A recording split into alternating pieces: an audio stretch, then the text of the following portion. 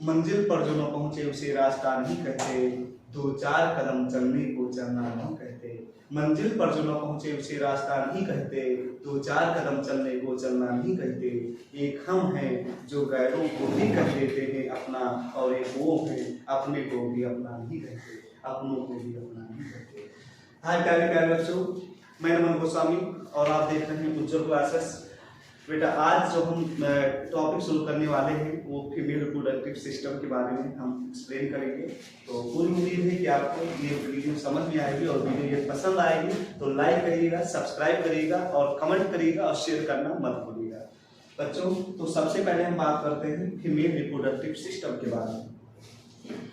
जो female reproductive system होता है बच्चों, आपको बहुत अच्छे से पता है कि पेल्विस रीजन में प्रेजेंट होता है। ऊपर वाला जो पार्ट होता है, इस वाले पार्ट, इस चेस्ट के ऊपर वाला पार्ट जो होता है इसे थोरेसिक कैविटी कहते हैं, और इसके जस्ट नीचे वाला पार्ट जो होता है एब्डोमिनल कैविटी होता है, और उसके जस्ट नीचे बेटा पेल्विस रीजन प्रेजेंट होता है, और पेल्विस रीजन में ही ये फीमेल रिप्रोडक्टिव सिस्टम प्रेजेंट होता है। तो आई होप कि इतना आपको समझ में आ गया होगा कि जो पेल्विस रीजन में ही फीमेल रिप्रोडक्टिव पार्ट पाया जाता है। क्लियर हो ना? तो फीमेल रिप्रोडक्टिव पार्ट में सबसे पहले ये डायग्राम के थ्रू हम आपको समझाने की कोशिश कर रहे हैं बच्चों। ये देखिए पूरा जो, तो बेटा ये फीमेल रिप्रोडक्टिव जो सिस्टम होता है, यदि हम इसको बात करते हैं बच्चों, ये ओवरी, जो ओवरी का सबसे इंपॉर्टेंट रोल होता है, और जो ये ओवरी होता है बच्चों, ओवरी क्या करते हैं, ओवरी ओवम को प्रोड्यूस करती है। ओवम का जो प्रोडक्शन होता है वो किसके थ्रू होता है बच्चों? ओवरी के थ्रू। क्लियर है? और ये अल्टरनेट मंथ में एक एग को क्या करते हैं बेटा? ओवम को हम लोग एग भी बोल सकते हैं और इसी को हम लोग ओसाइट भी बोल सकते हैं। और ये भी बेटा ओवम एग ओसाइट तीनों एक ही चीज है, और इसी को हम लोग क्या बोलते हैं? इसे बोलते हैं फीमेल गैमीट।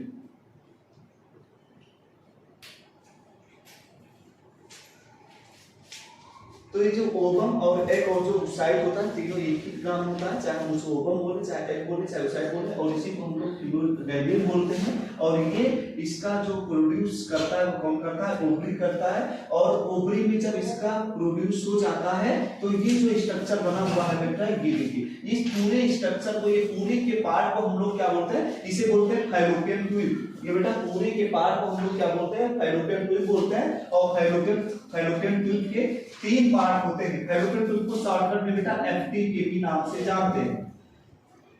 फैलोपियन ट्यूब के तीन पार्ट होते हैं। एक होता है बेटा इस वाले पार्ट को इस्थमस बोलते हैं, इस वाले पार्ट को एम्पुला बोलते हैं, और इस वाले पार्ट को इन्फंडिबुलम बोलते हैं। और जो इन्फंडिबुलम के नीचे वाला जो फिंगर लाइक स्ट्रक्चर दिखाई दे रहा है, इस फिंगर लाइक स्ट्रक्चर को हम लोग फिम्बरी बोलते हैं। तो जो फिम्बरी का काम क्या होता है? जो ओवरी में एग प्रोड्यूस होता है बेटा, तो इसको क्या करता है? ये कैप्चर करने का काम करता है। ये क्या करता है? उस एग को कैप्चर करता है, और कैप्चर करके जो एम्पुला वाले रीजन में होता है वहां पे एग को लेकर के पहुंचाने का काम करता है।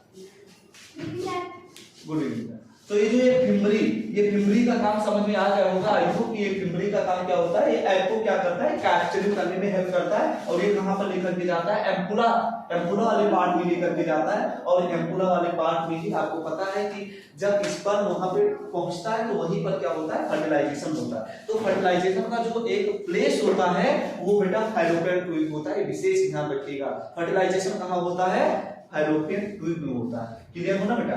तो फैलोपियन ट्यूब में जब फर्टिलाइजेशन हो जाता है, और कभी कभी ये सिचुएशन होता है ना कि जो आपने नाम सुना होगा ट्यूबेक्टोमी एक सर्जिकल मेथड है बेटा, प्रेगनेंसी को कंट्रोल रोकने का सर्जिकल मेथड होता है प्रेगनेंसी को रोकने का। तो बेटा इसी को क्या कर दिया जाता है? इसी फैलोपियन ट्यूब को क्या कर दिया जाता है? कट कर दिया जाता है। जब फैलोपियन ट्यूब को कट कर दिया जाएगा, तो क्या होगा कि यहाँ पे एग क्या होगा? एग प्रोड्यूस होगा। तो वहां पे एक क्या हो जाएगा? इसे कट कर दिया जाएगा, बांध दिया जाएगा, इसे बांध दिया जाता है। फिर क्या होता है कि एग यहाँ पे पहुंचेगा, लेकिन स्पर्म की दोनों की मुलाकात नहीं हो पाएगी, और फिर क्या होगा? वो फर्टिलाइजेशन नहीं हो सकता। तो फर्टिलाइजेशन होने के लिए ये फैलोपियन ट्यूब प्रॉपर्ली क्या होना चाहिए? फिट होना चाहिए। कभी कभी क्या सिचुएशन होता है, मैं आपको बच्चों बता रहा हूँ कि ये फैलोपियन ट्यूब जो होता है ये आपस में चिपकी होती है, और जब फैलोपियन आपस में चिपकी होती है तब भी इनफर्टिलिटी का भी बहुत बड़ा केसेस होता है, जो आज के डेट में बहुत ज्यादा प्रॉब्लम करता है फीमेल में। क्या होता है बेटा, ये चिपक जाता है तो वो भी क्या होता है कि प्रेगनेंसी के कोई चांसेस नहीं होते, क्योंकि क्या होता है स्पर्म और एग की मुलाकात नहीं हो पाती। क्लियर हुआ? तो इसके बहुत सारे रीजंस हैं, मैं सेपरेट कभी वीडियो बना करके मैं आपको बताऊंगा। तो आई होप आपको समझ में आ गया होगा कि जो ओवरी होता है, जो ओवरी होता है बेटा वो प्राइमरी सेक्स ऑर्गन होता है, और वो क्या क्या प्रोड्यूस करते हैं बेटा, ओवम एंड ओसाइट, तीनों एक ही नाम है बेटा, चाहे हम ओवम बोले, चाहे एग बोले, चाहे ओसाइट बोले, तो ओवम को प्रोड्यूस करते हैं। और बेटा ये फिम्बरी क्या करता है, उसे कैप्चर करके कहां लेकर के जाता है, एम्पुला वाले रीजन में लेकर के जाता है। और फिर क्या होता है कि जब यहाँ पे एम्पुला वाले रीजन में हो जाता है तो यहाँ से जो बेटा स्पर्म जब पहुंचता है और यहीं पे पहुंचता है बेटा, क्या स्पर्म पहुंचता है, और स्पर्म क्या करता है, एग के साथ मिलकर के उसे क्या हो जाता है बेटा, फर्टिलाइजेशन होता है। फर्टिलाइजेशन किसे कहते हैं, जब fusion of male and female gamete, जो स्पर्म होता है उसे मेल गैमीट कहा जाता है। और मैंने आपको फीमेल गैमीट के बारे में आपको बता दिया कि ओवम जो है वो फीमेल गैमीट है। तो जब दोनों फ्यूज होंगे आपस में, कौन बेटा, ओवम और स्पर्म, तो उस प्रोसेस को हम लोग फर्टिलाइजेशन के नाम से जानते हैं। और फर्टिलाइजेशन कहाँ होता है, मैंने आपको बताया फैलोपियन ट्यूब में होता है। क्लियर हो ना बेटा? तो फैलोपियन ट्यूब में जब क्या हो जाता है कि फर्टिलाइजेशन हो जाता है, और फिर उसके बाद फर्टिलाइजेशन होने के बाद एक सेल बनता है जिसे बोलते हैं जाइगोट। जाइगोट आपको बहुत अच्छे से पता है और पहले से ही पता होगा कि जो जाइगोट सेल होता है, जाइगोट सेल एम्ब्रियो का सबसे पहला सेल होता है। एम्ब्रियो का जो सबसे फर्स्ट सेल होता है वो जाइगोट सेल होता है। हम लोग जाइगोट सेल से बने हुए हैं। एक सेल से बेटा जाइगोट यूनिसेलुलर एक ही सेल था ना, और जाइगोट जब धीरे धीरे डिवाइड होता है, कैसे डिवाइड होता है आपको पता है ना बेटा, कि 2 से 4, 4 से 8, 8 से 16, 16 से 32, 32 से 64, 64 से 128, फिर 256, ऐसे इसे बेटा डिवाइड होता जाता है, और ऐसे ऐसे सेल की साइज बढ़ती जाती है, और वही जाइगोट धीरे धीरे बेटा डेवलप होता है, बड़ा होता जाता है। तो समझिएगा बेटा, जब क्या होता है कि जाइगोट सेल बनता है, और जाइगोट सेल जब थोड़ा सा और डिवाइड होकर के 2 से 4, 4 से 8, 8 से 16, 16 से ऐसे धीरे धीरे डिवाइड होता है, तो एक ऐसा स्टेज आता है जिसे हम ब्लास्टोसिस बोलते हैं बच्चों। क्या बोलते हैं, ब्लास्टोसिस बोलते हैं। तो जब जाइगोट थोड़ा सा डेवलप हो जाता है, ब्लास्टोसिस के फॉर्म में आ जाता है, तो यही बेटा जाइगोट ये क्या हो जाता है बेटा, ये जाइगोट सेल क्या हो जाता है, ब्लास्टोसिस के फॉर्म में आकर के ये यूट्रस में कहीं ना कहीं पे क्या हो जाता है बेटा, इम्प्लांट हो जाता है, जिसे हम इम्प्लांटेशन बोलते हैं। जब जाइगोट एम्ब्रियो के फॉर्म में, जब जाइगोट बेटा ब्लास्टोसिस के फॉर्म में आकर के और क्या हो जाता है, यूट्रस में क्या हो जाता है, इम्प्लांट हो जाता है, यानी चिपक जाता है, तो उस प्रोसेस को बेटा क्या बोलते हैं, इम्प्लांटेशन बोलते हैं। तो ये चीज समझ आया, जाइगोट किस फॉर्म में आकर के इसमें इम्प्लांट होता है, ब्लास्टोसिस के फॉर्म में। क्लियर हो ना बेटा? तो फिर आकर करके यहाँ पे क्या हो जाता है, इस वॉल में अच्छे से बेटा क्या हो जाता है, इम्प्लांट हो जाता है, और धीरे धीरे इसकी साइज बढ़ती जाती है। बेटा जरूरी नहीं यहाँ भी पेस्ट हो सकता है, ये इम्प्लांट हो सकता है, यहाँ भी इम्प्लांट हो सकता है, यहाँ भी इम्प्लांट हो सकता है। और यदि इसी पे यदि स्पर्म नहीं मिलता है फैलोपियन ट्यूब में, ये चीज मैं आपको बता देता हूँ कि जब क्या होता है, ये तो परमानेंट होने वाली साइड है, क्योंकि एग जो मैंने बताया ना, ओवरी होते हैं, एक मंथ में ओवरी एक एग उधर से प्रोड्यूस करेगी, दूसरे मंथ में क्या हो रहा है, एक ओवरी उधर से एग को प्रोड्यूस करेगी, अल्टरनेट पे एक ओवरी क्या करेगी, एक एग को क्या करेगी बेटा, प्रोड्यूस करेगी। क्लियर हो ना? एक एग को प्रोड्यूस करेगी, तो क्या होगा कि जरूर स्पर्म बनना कब शुरू होने लगता है, 12-13 साल के एज में, जिसे प्यूबर्टी एज कहा जाता है। और बेटा एग का फॉर्मेशन 11-12 साल में शुरू होने लगता है, जिसे प्यूबर्टी एज कहा जाता है। फीमेल में प्यूबर्टी एज, लड़कियों में जो होता है वो एग का फॉर्मेशन 11-12 साल में शुरू हो जाता है, किसी में 13 से 14 साल भी लग जाते हैं। और मेल की बात करते हैं, स्पर्म का फॉर्मेशन 12 साल 13 साल, किसी में 14 साल लग जाता है। तो जब स्पर्म का फॉर्मेशन होने लगता है ना बेटा, और एग का फॉर्मेशन होने लगता है, तो उस एज को क्या बोलते हैं, उस स्टेज को क्या बोलते हैं, उसे बोलते हैं प्यूबर्टी एज बोला जाता है। क्लियर हो ना बेटा? हाँ। तो जो फीमेल में बेटा जो फर्स्ट टाइम जब एग का रिलीज होता है बेटा, ओवरी एग का रिलीज करता है, तो उससे क्या होता है, यानी फर्स्ट मेंस्ट्रुएशन होता है, फर्स्ट पीरियड को बेटा मिनार्की कहा जाता है। समझ आया? जो फर्स्ट पीरियड्स आते हैं उसे क्या कहा जाता है, उसे मिनार्की कहा जाता है। और जो लास्ट पीरियड्स आते हैं, जो बेटा अप्रोक्सीमेटली लगभग 50 साल में आते हैं, उसे क्या कहा जाता है, उसे मेनोपॉज कहा जाता है। क्लियर हो ना? आई होप समझ में आपके आ गया होगा। तो बेटा क्या हो रहा है कि यदि इसमें फर्टिलाइजेशन नहीं हो रहा है, यानी दोनों गैमीट आपस में नहीं मिल रहे हैं, फ्यूजन नहीं हो रहा है, तो बेटा यही क्या हो जाता है, एग क्या होता है, पर मंथ होने वाली साइकिल के रूप में बेटा ब्लड के फॉर्म में ये बेटा क्या हो जाता है, बॉडी के बाहर आ जाता है। क्लियर हो ना? आई होप आपके समझ में आ रहा होगा जो मैं चीजें बता रहा हूँ। क्लियर हो ना? तो अल्टरनेट टाइम पे क्या हो रहा है, अल्टरनेट टाइम पे क्या हो रहा है बेटा, एग रिलीज हो रहा है। कौन कर रहा है बेटा, ओवरी कर रहा है। क्लियर हो ना?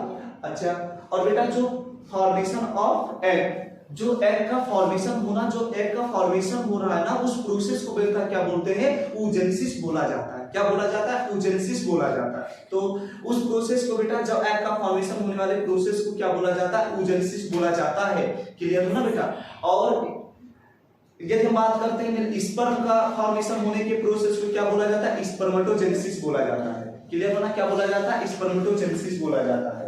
तो आई होप कि आपको ये पूरी की पूरी चीजें आपको क्लियर हो गई।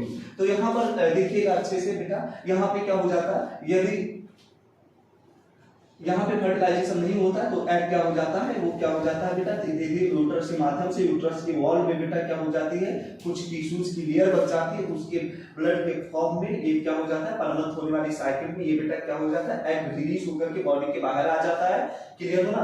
ये आपके समझ में आ गया होगा। और इस वाले पार्ट को सर्विक्स कहा जाता है बेटा, ये यहाँ पर आप देख पा रहे हैं, इस वाले पार्ट को सर्विक्स कहा जाता है और इसे कहा जाता है सर्वाइकल कैनाल बोला जाता है। इस वाले पार्ट को सर्वाइकल कैनाल बोला जाता है और इस वाले पार्ट को वजाइना बोला जाता है। और बेटा जो सर्वाइकल कैनाल होता है और ये वजाइना होता है, आप अच्छे समझिए, इन दोनों को मिला करके बेटा इसे बर्थ कैनाल कहा जाता है, क्योंकि बेबी की जो डिलीवरी होती है वो इसी स्पेस से होती है, इसी प्लेस से होती है ना बेटा। तो ये जो सर्वाइकल कैनाल होता है और यह वजाइना होता है, इसको दोनों को मिला करके दोनों का नाम क्या देते हैं बेटा, दोनों को मिला करके हम नाम क्या देते हैं, बर्थ कैनाल बता।